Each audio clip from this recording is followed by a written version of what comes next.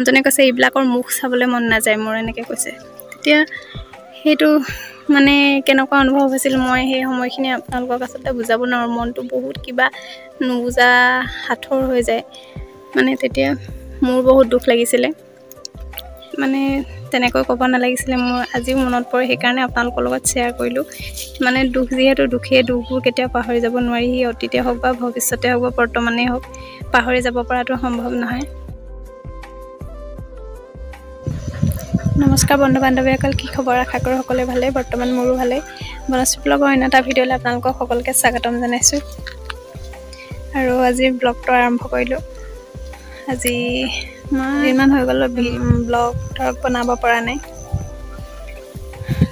মানে ঘৰৰ কামত ব্যস্ত অকণমান, তাৰপিছতে বিয়া আৰু তেনেকুৱাই। তাৰপিছত ছোৱালীৰ এক্সাম চলি আছে। আজি যিহেতু ছোৱালীৰ এক্সাম শেষ হ'ল, তাৰপিছতে ছোৱালীক লাগে মোমায়েকৰ ঘৰলৈ যাবলৈ, যিহেতু মোৰ ভাইটিৰ এক্সাম চলি আছে, হায়াৰ ছেকেণ্ডেৰী ফাইনেল। সেইকাৰণে ভাবিছোঁ, তাইক কৈছোঁ যে ৰিজাল্টটো দি লওক, মামাৰ পৰীক্ষা শেষ হওক, তাৰপাছতে যাব লাগিব এদিন। এনেকৈ দৈনন্দিন জীৱনবিলাক পাৰ হৈছে। ভাবিলোঁ আজি এনেই অকণমান এনেই আছোঁ ঘৰতে, কি কৰিমনো, কাম বন নাই। আৰু কাম বন নাই মানে আছে, কিন্তু অকণমান মাটি আৰু পেলাবলগীয়া আছে ঘৰৰ কাম কৰিবলৈ, সেইকাৰণে মাটি কমি আছে। সেইকাৰণে অকণমান আজৰি, এই সময়খিনি আজৰি সময়, যিহেতু দুপৰীয়া সময়, আৰু অলপমান জিৰণি লৈ লৈছোঁ। কামৰটো কেতিয়াও শেষ নাই, সদায় কাম থাকেই, পুৱা গধূলি। আৰু মাইকী মানুহৰ যিহেতু ভাত বনোৱা, সিজোৱা, খোৱা, ধোৱা, সেই একেখিনি কামেই সদায়। আৰু ভাবিলোঁ আজি ব্লগ এটাকে বনোৱা যাওক। আৰু এটা বিশেষ কথা আপোনালোকক কওঁ আজি, মানে সেই দিনটো মনত পৰিলে আজিও মানে বুকুখন মোৰ বহুত কিবা, মানে বহুত দুখ অনুভৱ কৰোঁ, বহুত দুখ লাগে সেই দিনটো মনত পৰিলে। তেতিয়া মোৰ ছোৱালী ঠিক জন্ম হোৱা 1 month মান হৈছে কিজানি। সেনেকৈ পুখুৰী পাৰতে বহি ল'লোঁ। ভাবিলোঁ আপোনালোকক অকণমান কিবা কিবি কওঁ, মোৰ জীৱনৰ বিষয়ে অকণমান কিবা এটা জনাওঁ। সেয়েহে আৰু কথাটো হ'ল, মানে ঠিক মোৰ দিনটো মনত, মানে দিনটো খুব মনত আছে, তাৰিখ চাৰিখ মনত নাই। যিহেতু বাৰ ছোৱালী ভাগিনৰ বিয়া আছিলে, আৰু মোৰ ছোৱালীজনী জন্ম হৈছিলে তেতিয়া ঠিক 1 month মান হৈছে, আৰু পূজাতে বিয়া আছিলে তাই। তাৰপিছতে বিয়া খাবলৈ বুলি ওলাইছিলোঁ, যিহেতু ছোৱালী একেবাৰে সৰু আছিলে, তেনেকৈ নগ'লে নহয় কাৰণে গৈছিলোঁ। আৰু বিশেষকৈ ক'বলৈ গ'লে মানুহবিলাক তেনেকৈ চিনি নাপাওঁ, হাজবেণ্ডৰ মানে ফেমিলি, পৰিয়ালৰ মানুহবিলাক তেনেকৈ চিনি নাপাওঁ। কথাটো হ'ল কি, ছোৱালী তেতিয়া 1 month হৈছিলে। তাৰপিছতে সেই দিনটো মানে নগ'লে নহয় কাৰণে মই গৈছিলোঁ ওলাই। আৰু গৈছিলোঁ মানে কি আৰু, হাজবেণ্ডো গৈছিলে লগত, তেনেকৈ গৈছিলোঁ। তাৰপিছতে বিয়া ঘৰততো সকলো ধৰক মিতিৰ কুটুম এনেকৈ, মানে সকলো পৰিয়ালৰ মানুহখিনিকে যিহেতু মতা হয়, তেনেকৈ সকলোৱে গৈছিলে, ময়ো গৈছিলোঁ তেনেকৈ। কিন্তু সেই দিনটো এটা মোৰ বহুত দুখ লগা এটা কথা বুলি ক'ব লাগিব। মানে ধৰক ফেমিলি, আগতে পৰিয়ালৰ লগত কি ডাঙৰে কিবা আছিলে, কি নাই, সেইখিনি মই নাজানো। কিন্তু সেই দিনটো মোৰ বাবে মানে বহুত এটা দুখৰ দিন। মানে দুখ লগাকৈ এজন মানুহে, হাজবেণ্ডৰ পৰিয়ালৰ মানে এজন মানুহে মানে মোক কৈছিলে বিয়ালৈ গৈছিলোঁ মই, বিয়ালৈ গ'লোঁ। বিয়াত গৈ মানে খোৱা বোৱা হ'ল, আৰু যিহেতু কেঁচুৱা আছিলে মোৰ, সেইটো কাৰণে মানে ছোৱালী সৰু হৈছিলে, সেইকাৰণে মই ভিতৰলৈকে গুচি গৈছিলোঁ। ভিতৰতে বহিবলৈ দিলে মোক, ভিতৰতে বহিলোঁ।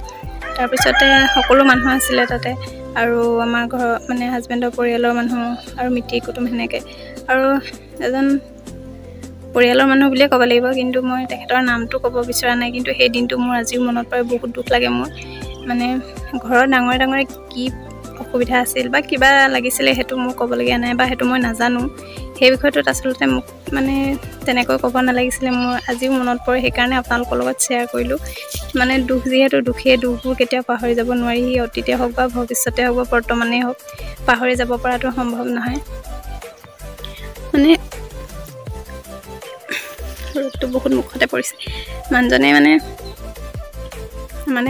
কোনোবা এগৰাকীয়ে মোক চিনাকি কৰাই দিছিলে, কোন মই নাজানো, পাহৰি গ'লোঁ। তেতিয়া তাৰপিছত কৈছিলে যে আমুকৰ মানে ঘৈণীয়েক এনেকৈ মানে কৈছে আৰু এনেকৈ বোৱাৰীয়েক এনেকৈ কৈছে। তাৰপিছত তেতিয়া মই অঁ বুলি মানে কৈছোঁ, অঁ বুলি ক'বলৈ মই নাপালোৱেই।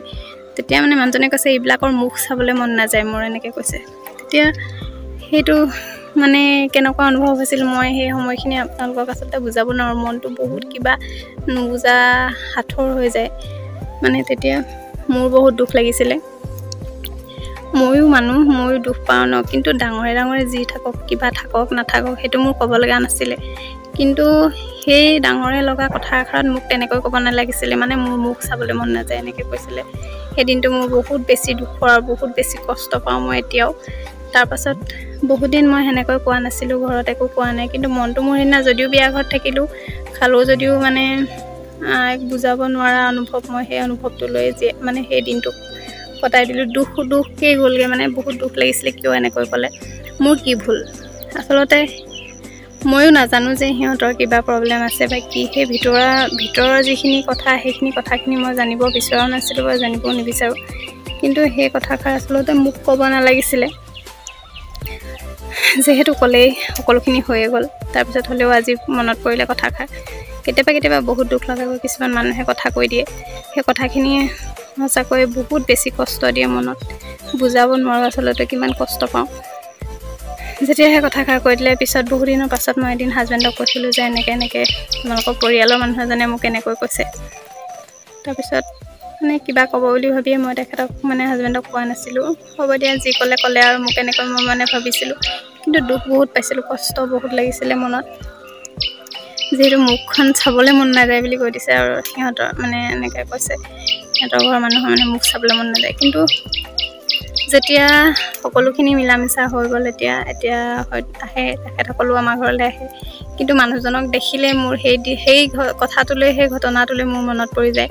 কিন্তু আচলতে মানুহ ভাল হৈ গ'লে সকলো দুখ, এইবিলাক কিবা কথা যে আগতে কৈছিলে সেইবিলাক সকলো পাহৰি যায়। এই নিয়ম সকলোৱে হয়তো হয়, যেতিয়া ভাল হৈ পৰে মানে সেইবিলাক চব পাহৰি যায়।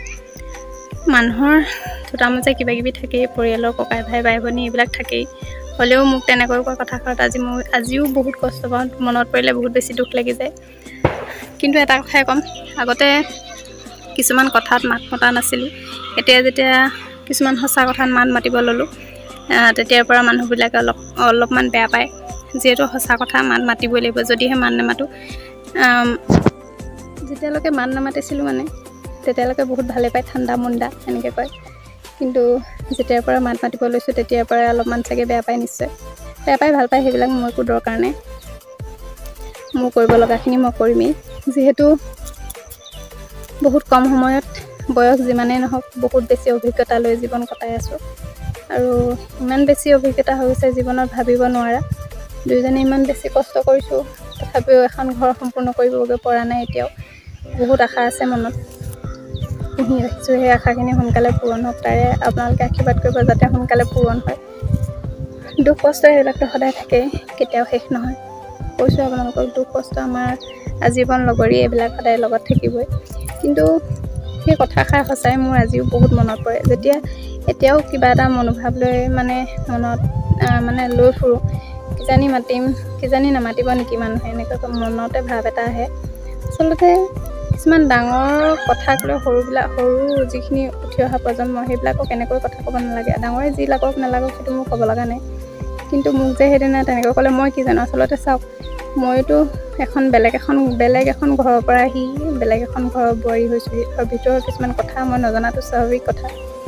কিন্তু সেই কথাষাৰ যেতিয়া মোক মানে সাঙুৰি আনিছিলে, সেই দিনটো মোৰ বহুত বেছি দুখ লাগিছিলে, বহুত বেছি মনত আঘাত পাইছিলোঁ। তথাপিও কওঁ, তেনেকৈ কাকো ক'ব নালাগে, সেইটোৱে মই ভাবোঁ। মোৰ দৃষ্টিত আনে কি ভাবে মই নাজানো, কিন্তু মই নিজেও আনক সেনেকৈ নকওঁ। আৰু আনেও ক'লে কষ্ট পোৱাটো স্বাভাৱিক। মুখ নাচাওঁ বুলি ক'লে সেই শব্দটো কেনেকুৱা লাগে শুনি চাওক, ভাবি চাওকচোন আপোনালোকে, কেনেকুৱা অনুভৱ হ'ব। তাৰপাছতে এতিয়া বাৰু আহে, তেওঁলোক আহে। মই বাৰু এতিয়ালৈকে গৈ পোৱা নাই, হ'লেও আহে। মানুহৰ ঘৰলৈ মানুহ আহিলে মাত খাৰ দিয়াটো স্বাভাৱিক কথা, মাতিবই লাগিব।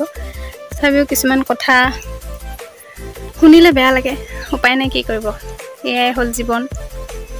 আৰু বাকী আৰু জীৱন সংসাৰ চলি আছে এনেকৈ। চলি যাম আগলৈও আৰু আপোনালোকে মোৰ ভিডিঅ'বিলাক চাব যদিহে ভাল পায় তেনেহ'লে মোৰ চেনেলটো ছাবস্ক্ৰাইব কৰিবলৈ ল'ব লগতে ফেচবুক পেজখন ফ'ল' কৰি ল'ব